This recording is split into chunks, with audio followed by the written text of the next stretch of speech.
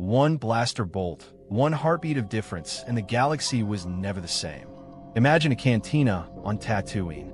Smoke in the air. A bounty hunter's finger tightens on the trigger. But in this timeline, it is Han Solo who acts first. No hesitation, no mercy. A single shot cuts through the noise, and destiny itself shifts. This is the moment the story fractures.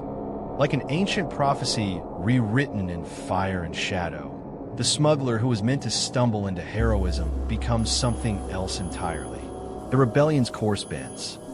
Trust is tested, alliances falter, and a saga built on hope is reshaped by a scoundrel's choice in a dimly lit corner of the galaxy.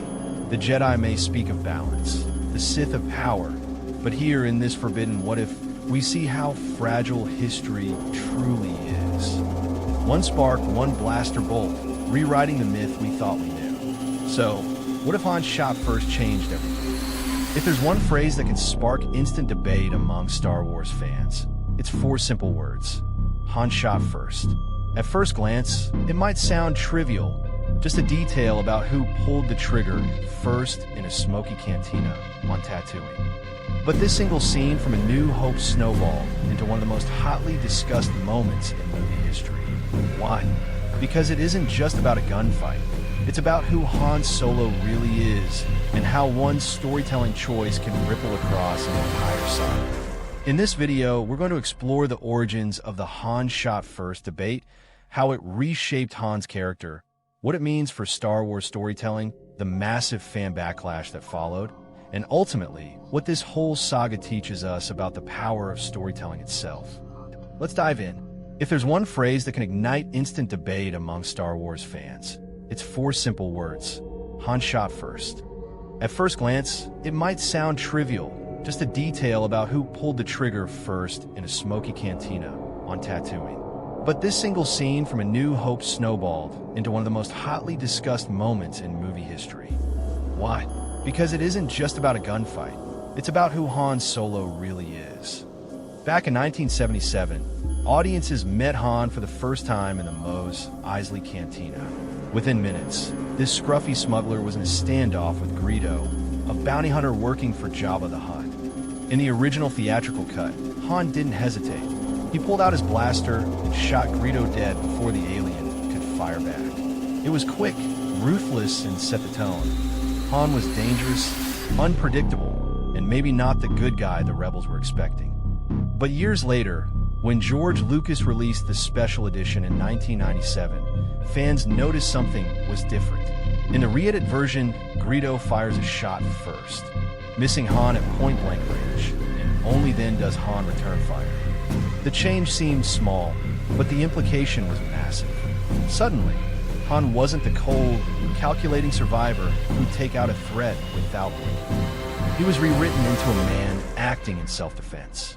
And that's where the controversy exploded. Fans who grew up with the original cut saw this as a betrayal. To them, Han's willingness to shoot first wasn't just about violence. It defined his character arc. He started as a self-serving scoundrel, someone who'd look out for himself above all else, and only later transformed into the loyal hero willing to risk everything for the rebellion. Removing that edge, many argued, softened his entire journey. The debate quickly grew beyond movie trivia. It became a litmus test for what Star Wars fans value. Should the story stay frozen in time, warts and all, or should creators improve their work after release? George Lucas insisted the change better reflected his original vision, claiming Han would never murder in cold blood. But fans countered that the raw, morally gray Han was what made his redemption so satisfying. Over the years, the controversy took on a life of its own. T-shirts, bumper stickers, and memes proudly declared Han shot first. Entire essays and podcasts have dissected the scene, turning it into one of the most enduring flashpoints in fandom history. In fact, the phrase itself became shorthand for broader creative debates. When is it okay to revise art? How much control does a creator keep once their story is in the hands of the audience? So when we talk about Han shot first, we're not just talking about a blaster bolt. We're talking about identity, authorship, and the power of storytelling itself. And if that one shot had stayed unchanged, or if Lucas had never altered it. Star Wars might feel very different today. Let's imagine for a moment that Han Solo never shot first. That in every version of A New Hope, Greedo always fired the first blaster bolt. On paper, that change might feel small, but in reality, it fundamentally reshapes the way audiences perceive Han from the very beginning of his story. And perception is everything. When audiences first met Han in 1977, his ruthlessness was part of the appeal. He wasn't Luke Skywalker, the wide-eyed farm boy who dreamed of adventure. He wasn't Obi-Wan Kenobi, the wise mentor who embodied morality. Han was a wild card. He lived in the gray areas of the galaxy, willing to bend the rules to survive. That's what made his eventual transformation into a loyal ally so satisfying. You could actually see the growth. The selfish smuggler became the selfless hero.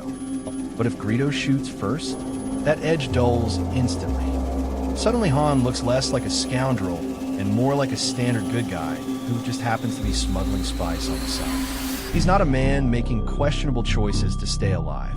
He's a man cornered, forced to defend himself. The whole dynamic of his character arc shifts from rogue who learns compassion to decent guy who finally commits to the cause. And that's a very different story. Think of it this way.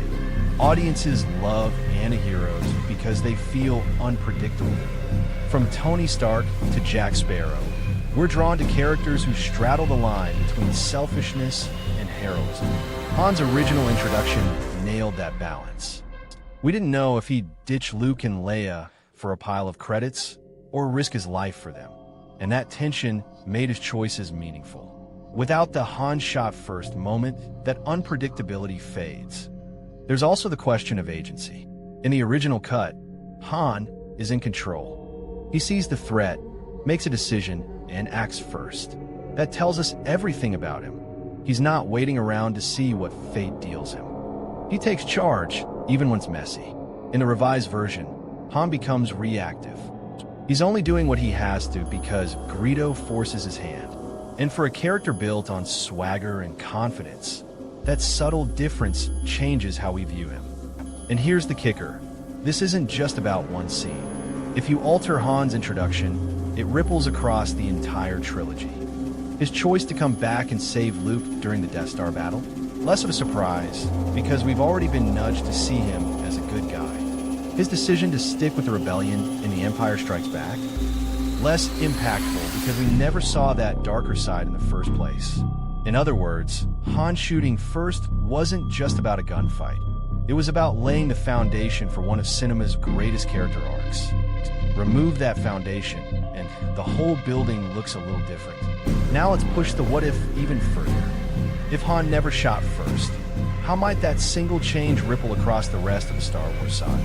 At first, it feels like just a character adjustment, but the truth is, the entire tone of the story could shift because Star Wars thrives on its balance between light and dark, order and chaos.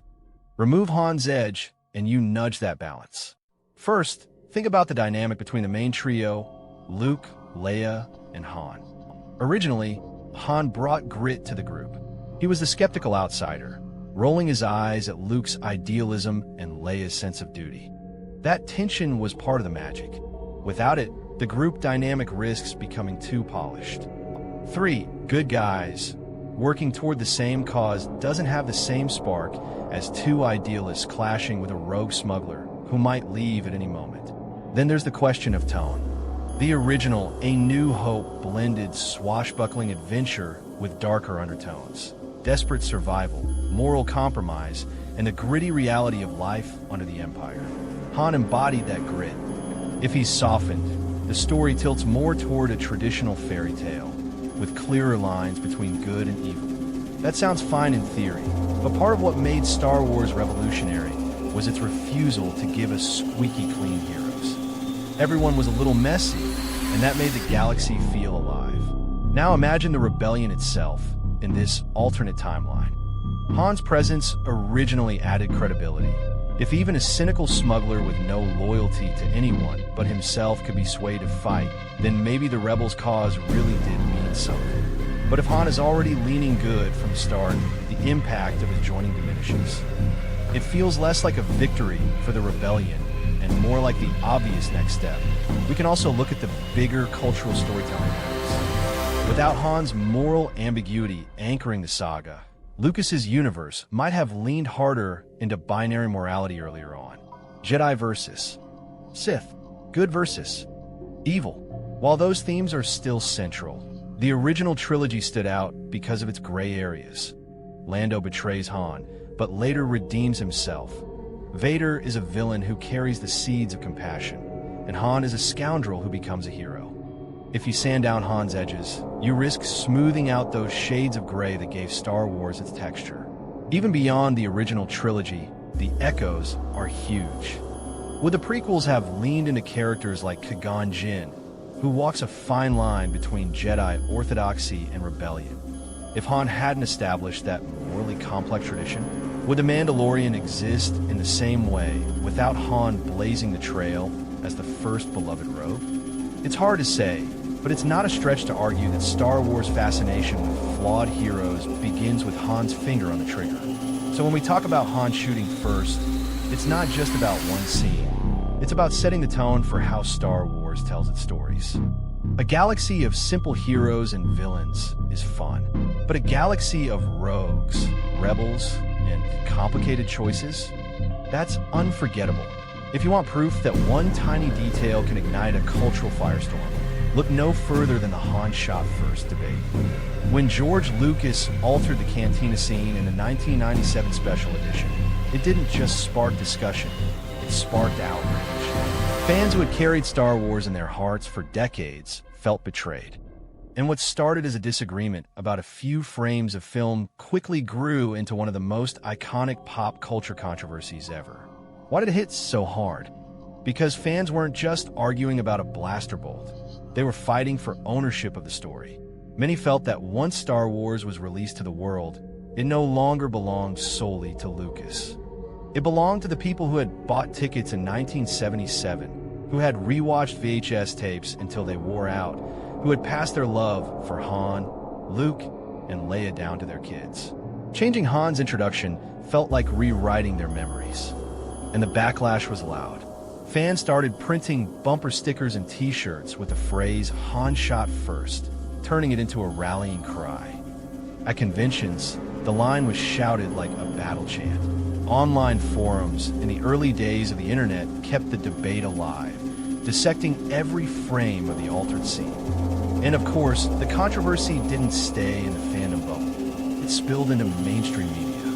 Late-night hosts joked about it. Comic strips parroted it. Even non-fans started recognizing Han shot first as shorthand for artistic meddling. This moment also shaped how people think about creators' rights versus audience ownership. Lucas argued he was perfecting his vision. Fans countered that the imperfect original was what made them fall in love in the first place. It raised timeless questions. Does an artist ever truly own their work once it's released? Should a story be preserved as history or constantly updated with new technology and edits? In many ways, Han shot first became the poster child for those debates. And the legacy only grew. Even Disney, after acquiring Lucasfilm, leaned into the controversy. When Solo, a Star Wars story released in 2018, cheeky nods and winks to Han's reputation popped up, acknowledging that the debate had become part of his mythos. The scene had transcended the movies. It was now a cultural touchstone, referenced in countless shows, comics, and fan discussions. Most importantly, the controversy bonded the fan base in an unexpected way. Agree or disagree, nearly every Star Wars fan has an opinion about that cantina showdown. It became a shared language, a shorthand for passion, frustration, and loyalty to a galaxy far, far away. In a strange way, Han shooting first, or not, gave fans something to rally around, ensuring that Star Wars always remained alive in the conversation. So yes, a single editing choice turned into a decades-long debate, but it also proved just how powerful fandom can be, and how deeply people care about the stories that shape them. At the end of the day, the Han shot first controversy isn't just about a single frame of film. It's about storytelling and how even the smallest choices can reshape how we experience a character, a saga, and even an entire culture of fans. So what lessons can we take from it? First, it shows the power of first impressions.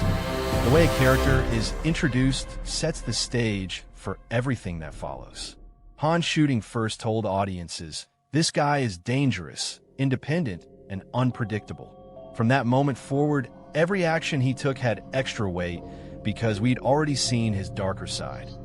Change that introduction, and you change the lens through which the audience sees the rest of his journey. Writers, filmmakers, and creators of all kinds can learn from this. Those early moments matter more than we realize. Second, it highlights the importance of character complexity. Audiences crave heroes who aren't perfect. We don't want characters who always make the safe or obvious choice. We want people who feel real, flawed, and capable of growth. Han's rough edges are exactly what made his eventual heroism resonate so strongly. By softening him too soon, that journey risks losing some of its punch. The lesson? Don't be afraid to let your characters be messy. That's what makes their victories powerful. Third, the debate teaches us about the relationship between creators and fans. George Lucas believed he was protecting Han by changing the scene, but fans felt like they were losing the Han they grew up with. This clash demonstrates that stories don't just belong to their creators once they're out in the world. They belong to the audience too. People carry them, interpret them, and build communities around them. A single storytelling choice can strengthen that bond, or strain it. Fourth, it reminds us that controversy isn't always bad. In fact, it can cement a story's place in history. Would Han Solo still be one of the most talked about characters in cinema without this debate? Probably. But the controversy kept his legacy alive, giving fans something to debate, laugh about, and connect over for decades. Sometimes the arguments are part of the magic. And finally, it's a lesson in the fragility of storytelling power. Star Wars is one of the most influential sagas ever created, and yet a single tweak, a few altered frames in a dusty cantina, was enough to shake the fandom to its core. That's how delicate stories are. Every detail counts, and every detail has the potential to live forever in the hearts of audiences. So whether you're a filmmaker, a writer, or just a fan, the Han Shot First saga reminds us of one undeniable truth. Storytelling is one of the most powerful forces in the galaxy. And sometimes a single blaster shot can change everything.